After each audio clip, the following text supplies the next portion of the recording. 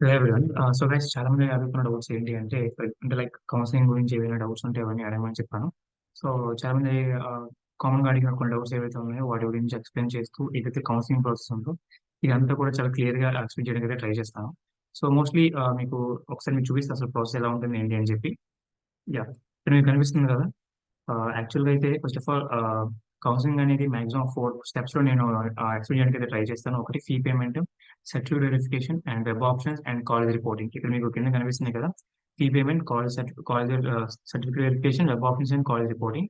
అంతకంటే ముందు మీరేం చేయాలంటే ఏదైతే మీ కాలేజ్ ఉందో, మీ కాలేజ్‌లో ఉన్న ఏవైతే ఒరిజినల్స్ ఉన్నాయో అంటే లైక్ మీరు ఆల్రెడీ ఇచ్చుంటారు కదా! సో మీ పాలిసెట్ టైమ్‌లో ఆ ఒరిజినల్స్ అనేవి మీ ముందు తీసుకోవాలన్నమాట. లైక్ మీరు స్టడీ సర్టిఫికేట్స్ 4థ్ టు 10థ్ వరకు ఇచ్చుంటారు. అండ్ దాని తర్వాత ఏంటి అంటే ఏదైతే మీరు డిప్లొమా ఏదైతే ఒక 3 ఇయర్స్ అయి ఉంటుందో సో ఆ స్టడీ సర్టిఫికేట్ కూడా చాలా ఇంపార్టెంట్ కాబట్టి ఫోర్త్ క్లాస్. సో ఇక్కడ ఏంటి అంటే fourth class to diploma final year వరకు స్టడీ సర్టిఫికేట్స్ ఉంచుకోవాలి. అండ్ అలాగే క్యాస్ట్ సర్టిఫికేట్ ఏదైతే ఉందో అది చాలా చాలా ఇంపార్టెంట్ మ్యాండేటరీ సర్టిఫికేట్ అనమాట. అండ్ కమింగ్ టు టీసీ ఏదైతే ఉందో కాలేజ్ ఏదైతే అంటే మనం సబ్మిట్ చేసినప్పుడు టీసీ కూడా సబ్మిట్ చేసి ఉంటాం కాబట్టి అది కూడా తీసుకోవడానికి అయితే ట్రై చేయండి. అండ్ ఇంకోటి ఏంటి అంటే దాని యొక్క వ్యాలిడిటీ అనేది ఉందా లేదా చూసుకోండి. అది ఒకటి చాలా ఇంపార్టెంట్. అండ్ అలాగే ఇన్‌కమ్ సర్టిఫికేట్ అనేది అది కూడా చాలా ఇంపార్టెంట్. దాంతో పాటు దాని యొక్క వ్యాలిడిటీ అనేది ఉందా లేదా అని చూసుకోండి. ఓకేనా? ఇక్కడ ఎలా వ్యాలిడిటీని చెక్ చేసుకోవాలనుకుంటే ఫర్ ఎగ్జాంపుల్ మీకు ఏదైతే ఇన్‌కమ్ సర్టిఫికేట్ ఉందో, ఇన్‌కమ్ సర్టిఫికేట్ పైన మీకు ఎన్ని ఇయర్స్ వ్యాలిడిటీ అనేది మీకు క్లియర్‌గా ఉంటుందన్నమాట. సో, ఒకవేళ లేకపోతే మీ యొక్క లైక్ సచివాలయం గాని ఆర్ ఎల్స్ మీ సేవ కేంద్రానికి వెళ్లి మీరు అక్కడ ఇన్‌కమ్ సర్టిఫికేట్ యొక్క రెన్యువల్ చేయించుకోవచ్చన్నమాట. ఓకేనా? అది కూడా ఏంటి అంటే మీరు 2024 జనవరి 1 అదైతే ఉందో ఆ పీరియడ్‌లోనే మీరు కొత్తదైతే ఉండాలన్నమాట. సో, దాని ముందైతే ఉండడం వల్ల ఖచ్చితంగా చేయించడానికి అయితే ట్రై చేయండి. ఎందుకంటే యాక్సెప్ట్ చేయకపోవచ్చన్నమాట. సో, ఎందుకు అంటే లైక్ అంతవరకు ఎళ్ళడం ఎందుకని సో, ముందే చేసుకోవడం బెటర్ కాబట్టి సో, చెప్తున్నా. ఓకేనా? సో, టీసీ కూడా అంతే మాక్సిమం ఆ యొక్క వ్యాలిడిటీ అనేది సరిగ్గా ఉందో లేదో చాలా చాలా ఇంపార్టెంట్. ఎందుకంటే బేస్డ్ అపాన్ క్యాస్ట్ మనకి కొన్ని సార్లయితే ఏదైతే కాలేజ్ అలాట్‌మెంట్ అనేది ఉంటున్నాం కాబట్టి సో, చాలా జాగ్రత్తగా చూసుకోండి. ఆ study certificates, caste certificates, income and TC ఈ 4 చాలా ఇంపార్టెంట్ అనమాట. అండ్ దాంతో పాటు ఏంటి అంటే మీ కాలేజ్‌లో ఏవైతే మెమోరాల్ సర్టిఫికేట్స్ ఉంటాయి కదా! ఫర్ ఎగ్జాంపుల్ ఫస్ట్ సెమ్ గాని, సెకండ్ సెమ్ గాని, థర్డ్ సెమ్ గాని ఈ స్టడీ సర్టిఫికేట్స్ ఉంటాయి కదా! ఇవన్నీ చాలా ఇంపార్టెంట్ అనమాట. సో, చాలా జాగ్రత్తగా అవన్నీ కూడా తీసుకోండి. ఇఫ్ ఇన్ కేస్ మీకు ఒకవేళ ఇవ్వకపోతే ఛాన్స్ ఏంటి అంటే లైక్ ఇవ్వకపోవడం అంటే ఏముండదనమాట. ఒకవేళ మీరు ఫీజ్ రీయింబర్స్‌మెంట్ పడకపోవడం గాని, ఫీజ్ అనేది సరిగ్గా పే చేయకపోవడం గాని ఇలాంటివి ఏమైనా ఉన్నా వాళ్ళు ఎక్స్‌క్యూజ్ ఇస్తారనమాట. సో, కాబట్టి ముందు మీరు మనీ పే చేసి లైక్ మేము కూడా మా టైంలో మేము 2022 బ్యాచ్ అనమాట. సో, మేము కూడా మా టైంలో మాకు ఫీ ఏదైతే జేవీడీ ఉందో ఆ జేవీడీ పడకపోవడం వల్ల మేమే మా ఓన్ మనీతో పే చేసి అంటే లైక్ అంటే సర్టిఫికేట్స్ అనేది తీసుకురావడం జరిగింది. సో, ఇఫ్ ఇన్ కేస్ మీకు అలా జరిగితే మాత్రం డెఫినైట్‌లీ ఆ సర్టిఫికేట్స్ అన్నీ తీసుకోండి. లైక్ పే చేసి తీసుకోండి. ఎందుకు చెప్తున్నానంటే మళ్ళీ మీకు సర్టిఫికేట్ వెరిఫికేషన్‌లో చాలా చాలా ప్రాబ్లమ్ అవుతది. ఎందుకంటే అంటే లైక్ ఏదైతే సర్టిఫికేట్ వెరిఫికేషన్ అవుతున్నప్పుడు మనం ప్రాసెస్‌లో కరెక్ట్‌గా సబ్మిషన్ అనేది సరిగ్గా ఇవ్వకపోతే డెఫినైట్‌లీ మనం అనుకున్న ఎంత ర్యాంక్ వచ్చినా సరే కొన్నిసార్లు ఏంటి అంటే ఇలాంటివి చిన్న చిన్న తప్పులు చేయడం వల్ల మాక్సిమం స్టడీ సర్టిఫికేట్ అంటే లైక్ సర్టిఫికేట్స్ అనేది సరిగ్గా సబ్మిషన్ చేయకపోవడం వల్ల మేబీ యొక్క సీట్ అనేది రాకపోవచ్చనమాట. ఓకే. సో, అది కొద్దిగా జాగ్రత్తగా చూసుకోండి. మీరేదైతే సర్టిఫికేట్స్ కాలేజ్‌లో ఇచ్చారో అవన్నీ కూడా తీసుకోవడానికైతే ట్రై చేయండి. ఓకేనా? Originals. So, coming to counselling అనేది మీకసలు ప్రాసెస్ ఏంటి అనేది మీకు ఫస్ట్ ఆఫ్ ఆల్ చెప్పాలంటే ఆ 4 స్టెప్స్ అనేవి.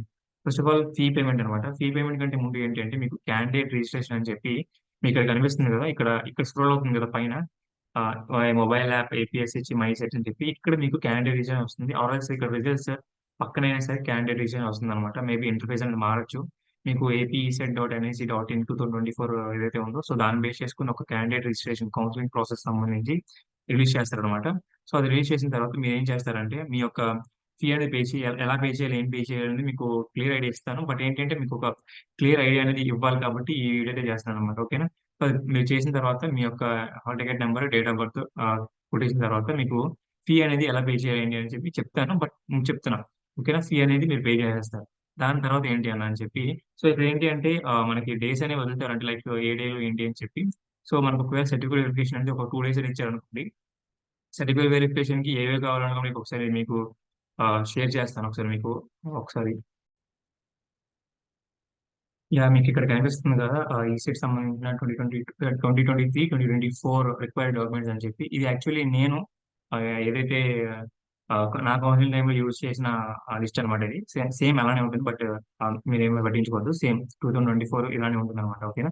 నేను చెప్పినవి మాత్రమే మీకు అవసరం. ఇంకేం అవసరం లేదు. ఓకేనా? ఇక్కడేంటి అంటే ECET joining report allotment letter అనేది మీకు కాలేజ్ అలాట్ అయిన తర్వాత కావాలి. ఇప్పుడు అది అవసరం లేదు. మీకు ఇప్పటివరకు కావాల్సినవి ఏంటి అంటే థర్డ్ ఆప్షన్ అండి. So, ECET rank card, hall ticket, SSC marks memo. ఇక్కడ ఏంటి అంటే ఎస్ఎస్‌సి మార్క్స్ మెమో అనేది మనకి డేట్ ఆఫ్ బర్త్ ప్రూఫ్‌గా యాక్ట్ చేస్తదనమాట. సో, కాబట్టి అది మీకు చాలా important. Rank card, hall ticket, SSC marks memo. If in case diploma marks memos అనేవి మీ అంటే లైక్ డిప్లొమా మార్క్స్ మెమోస్ అనేవి అన్నీ కూడా ఒక పీడీఎఫ్ అనేది చేసి ఉంచుకోండి. For example diploma first sem, third sem, fifth sem తర్వాత ఇండస్ట్రియల్ ట్రైనింగ్ ఏవైతే ఉన్నాయో అన్నీ కూడా ఒక పీడీఎఫ్‌లా చేసుకొని పెట్టుకోవడానికి అయితే ట్రై చేయండి. అది కూడా లెస్ దెన్ 1 ఎంబీ. ఓకేనా? ఎందుకంటే సర్టిఫికేట్ వెరిఫికేషన్ ఆన్‌లైన్‌లో మనం చేయాలి కాబట్టి, సో, సర్టిఫికేట్ వెరిఫికేషన్ అనేది ఒకవేళ వాళ్ళు లెస్ దెన్ 1 ఎంబీ అడిగితే మళ్ళీ అప్పటికప్పుడు చేయలేరు కాబట్టి ముందే లైక్ చేసి ఉంచుకోండి. అంటే లైక్ డ్రైవ్ లింక్ అనేది ఉంటుంది కదా! సో, అది చేసి ఉంచుకుంటే మీకు చాలా అంటే లైక్ హెల్ప్ అవుతుందన్నమాట. ఓకేనా? సో, దాంతో పాటు డిప్లొమా టీసీ, స్టడీ సర్టిఫికేట్స్ నేను చెప్పాను స్టడీ సర్టిఫికేట్స్ అనేవి ఇటు లైక్ సెవెంత్ నుండి డిప్లొమా ఫైనల్ ఇయర్ వరకు అండ్ ఆర్ఎల్స్ ఫోర్త్ నుండి డిప్లొమా ఫైనల్ ఇయర్ వరకు ఉంచడానికి ట్రై చేయండి. ఓకేనా? తర్వాత క్యాస్ట్ సర్టిఫికేట్ వ్యాలిడిటీ ఉందో లేదో చెక్ చేసుకోండి. ఇన్‌కమ్ సర్టిఫికేట్ ఒకవేళ మీకు ఫీజ్ రింబర్స్‌మెంట్ ఎలిజిబిలిటీ ఉంటే ఖచ్చితంగా ఇన్‌కమ్ సర్టిఫికేట్ అనేది ఇంపార్టెంట్ అన్నమాట. ఇంకొకటి ఏంటి అంటే ఇక్కడ ఎవరైతే ఓసీ స్టూడెంట్స్ ఉన్నారో వాళ్ళకి ఈడబ్ల్యూఎస్ ఏదైతే ఉందో పక్కాగా చేయించుకోవడానికి ట్రై చేయండి. రిజర్వేషన్ అనేది యాడ్ అవుతుంది కాబట్టి maximum I think 10% or 5% add అవుతుందన్నమాట. నాకు క్లియర్‌గా తెలీదు. బట్ పక్కాగా యాడ్ అవుతుందన్నమాట. ఓకేనా? మీకు సీట్ అలాట్‌మెంట్ అనేది చాలా క్రూషియల్ అవుతుంది అక్కడ కూడా. ఓకేనా? సో, అక్కడ మీకు ఓసీ స్టూడెంట్స్‌కి పక్కాగా చేయించడానికి అయితే ట్రై చేయండి ఈడబ్ల్యూఎస్ సర్టిఫికేట్. ఓకేనా?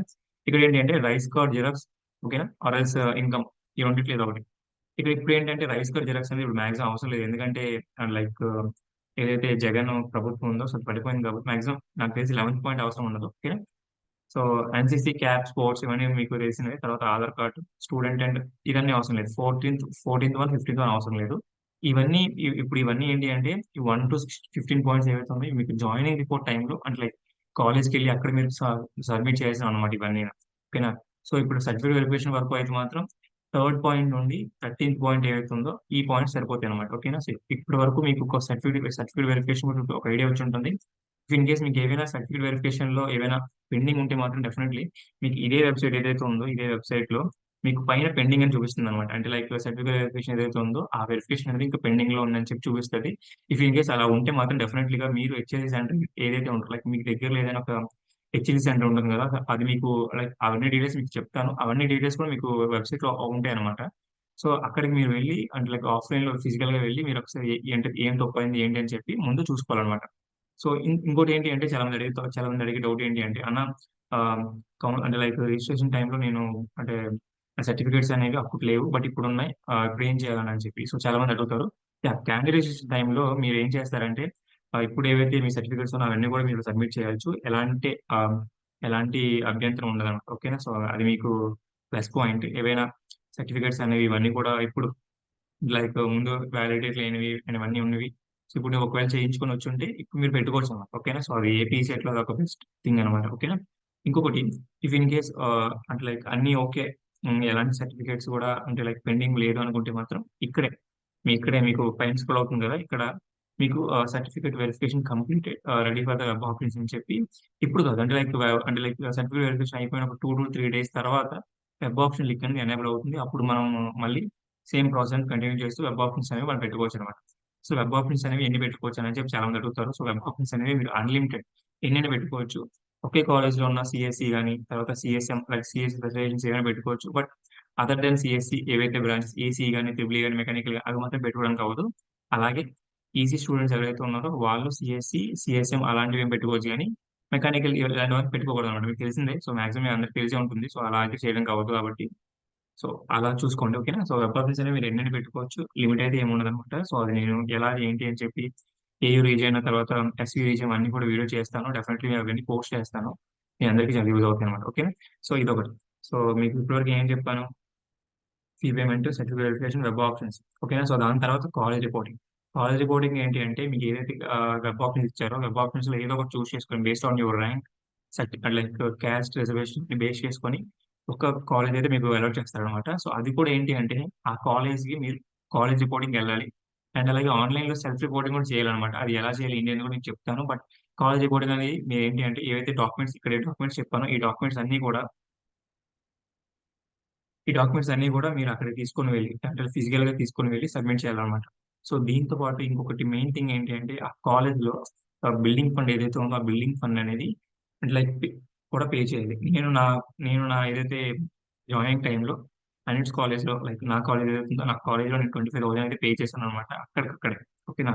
సో, కాబట్టి మీరు కూడా లైక్ ఆ కాలేజ్ ఏదైతే వచ్చిందో, ఆ కాలేజ్‌కి సంబంధించిన బిల్డింగ్ ఫండ్ ఎంతైతే ఉందో దాన్ని బేస్ చేసుకొని ఒకసారి కనుక్కోండి.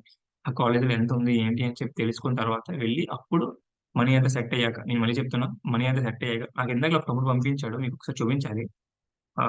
యాహ్! ఇక్కడ మీకు కనిపిస్తుంది గదా! So, guys an important reminder those who are not eligible for full fee reimbursement actually ఇది ఆహ్, టీఎస్ వాళ్ళు. సో, టీఎస్ వాళ్ళకైనా సరే, ఏపీ వాళ్ళకైనా సరే ఒకటే. ఎందుకంటే ఫుల్ ఫీజ్ రీయింబర్స్‌మెంట్ వచ్చినా సరే అది మీరు ట్యూషన్ ఫీ కిందకే వస్తది గానీ, బట్ కాలేజ్‌లో బిల్డింగ్ ఫండ్ అనేది ఆహ్, లైక్ ఏదైతే గవర్నమెంట్ ఉందో గవర్నమెంట్ పే చేయదనమాట. సో, బిల్డింగ్ ఫండ్ అనేది మనమే పే చేసుకోవాలి. సో, దాన్ని బేస్ చేసుకొని చెప్తున్నా. ఓకేనా? ఇక్కడ మీకు so, guys an important reminder those who are not eligible for full need to pay your college fee with while self-reporting through the website of the seat allotment. So arrange money. ఇక్కడ మీకు కనిపిస్తుంది కదా arrange money according to your web options because there is only 2 to 3 days for self report. యాక్చువల్‌గా ఇది TS student అనమాట. But ఏంటి అంటే నేను నేను చెప్పే క్లారిటీ ఏంటంటే మీకు అర్థమయ్యేలా చెప్తాను. ఏంటి అంటే, ఫస్ట్ ఆఫ్ ఆల్ మీకొచ్చిన ట్యూషన్ ఫీ లైక్ ఫీజ్ ఏదైతే ఉందో ఫీజ్ రీయింబర్స్‌మెంట్ అనేది ఓన్లీ ట్యూషన్ ఫీ మాత్రమే. బిల్డింగ్ ఫండ్ కాదు. బిల్డింగ్ ఫండ్ ఏంటి అంటే, మీ కాలేజ్ ఇన్‌ఫ్రాస్ట్రక్చర్ ఏదైతే ఉందో, మీ కాలేజ్ అలొకేట్ ఉంటుంది కదా! సో, దాన్ని బేస్ చేసుకొని కొంత ఫీజ్ అనేది బిల్డింగ్ ఫండ్ రూపంలో వాళ్ళు ప్రొవైడ్ చేస్తారనమాట. సో, అది మీరు పే చేయాలి. నాకు అలానే ఆహ్, ట్యూషన్ ఫీజ్ అనేది అన్నిట్స్ కాలేజ్‌కి 54,000 అది ప్రతి ఇయర్ పడుతుంది. ప్రతి ఇయర్ నేను పే చేసేస్తాను. అది కాకుండా నాకు సెపరేట్‌గా ఒక కాలేజీ బిల్డింగ్ ఫండ్ ఉంటుందనమాట. అది లైక్ నాకు 25,000 ఉంది. 25,000 నేను ఎవ్రీ ఇయర్ పే చేస్తున్నాననమాట. సో, ఇది పాయింట్. అలా మీరు కూడా ఏదైతే సెల్ఫ్ రిపోర్టింగ్ ఉందో, సెల్ఫ్ రిపోర్టింగ్ టైమ్‌లో అలాంగ్ విత్ ది డాక్యుమెంట్స్ ఏవైతే డాక్యుమెంట్స్ ఉన్నాయో, ఈ డాక్యుమెంట్స్‌తో పాటు మీరేం చేయాలి? మీరేం చేయాలంటే డెఫినైట్‌లీ ఆహ్, ఆ మనీ ఏదైతే ఉందో ఫర్ ఎగ్జాంపుల్ మీకొక ఆహ్, విజ్ఞాన్ కాలేజ్ ఉందనుకోండి. విజ్ఞాన్ కాలేజ్‌లో ఐ థింక్ నాకు తెలిసి 8,000-9,000 ఎంతో ఉందన్నమాట బిల్డింగ్ ఫండ్. సో, ఒకసారి అది కనుక్కోండి. ఏ కాలేజ్‌లో వచ్చిందో అని చెప్పి ఎవరైనా సీనియర్స్ ఉంటే ఆర్ ఎల్స్ నాకు తెలిసి సరే నేను ప్రొవైడ్ చేయడానికి ట్రై చేస్తాను బిల్డింగ్ ఫండ్ గురించి. అండ్ దట్ టూ ఈ డాక్యుమెంట్స్ అన్నీ కూడా. ఇప్పుడు మీకు క్లియర్‌గా ఉంది కదా! Along with 2 sets of xerox అది చాలా ఇంపార్టెంట్. ఐ థింక్ నాకు తెలిసి ఇప్పుడు 14థ్ వన్ ఏదైతే ఉందో student and mother personal bank అట్లా అది అవసరం లేదనుకుంటున్నాను. ఎందుకంటే ఏదైతే జేవీడీ ఉందో జేవీడీ టైమ్‌లో మాత్రం మనకు అవసరమైంది. ఇప్పుడు మాక్సిమం కాలేజ్ వాళ్ళు అండ్ గవర్నమెంట్ చూసుకుంటదనుకుంటున్నాను. ఎందుకంటే గవర్నమెంట్ అనేది మాక్సిమం కాలేజ్ వాళ్ళకి పే చేస్తదనుకుంటున్నాను కాబట్టి అంటే లైక్ అది ఫీజ్ రీయింబర్స్‌మెంట్ ఏదైతే ఉందో అది ఆ పాలిసీలో ఉంది. ఆహ్, సో, మేబీ అది జరగొచ్చు. ఓకే. సో, ఇది ఓకే. సో, ఇది మొత్తం సో, చూసుకోండి. సో, యాక్చువల్లీ నేను ఏదైతే చార్జింగ్ లేదనుకుంటా. యాహ్! పర్లేదు. ఓకే. నేను లైక్ ఏదైతే ఇవ్వాలనుకుంటున్న ఇన్ఫర్మేషన్ మొత్తం ఇచ్చాననుకుంటున్నాను. ఇంకేమైనా డౌట్స్ ఉంటే మాత్రం డెఫినెట్‌లీగా కిందన కామెంట్ సెక్షన్‌లో కామెంట్ చేయండి. సారీ గైస్ కొద్దిగా ఇష్యూ ఉంది. సో, అందుకే కొద్దిగా మెల్లగా మాట్లాడుతున్నా. Okay. So, thank you very much. జై హింద్.